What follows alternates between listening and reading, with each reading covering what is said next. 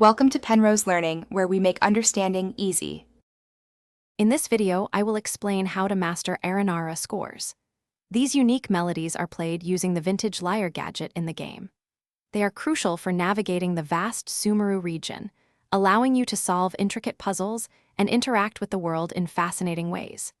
You will discover that mastering these 7 distinct songs is key to unlocking many hidden secrets and progressing through important storylines. To begin your musical journey, you must first obtain the vintage lyre. This special instrument is granted during the initial stages of the World of Aranara questline. As you continue helping the Aranara, you will progressively learn new melodies.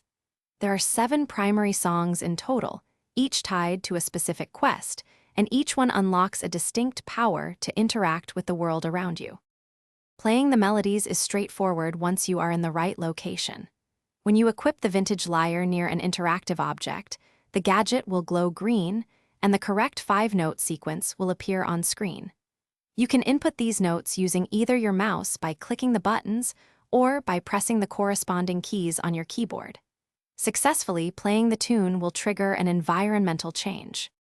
The true mastery of Aranara scores lies in understanding their diverse applications.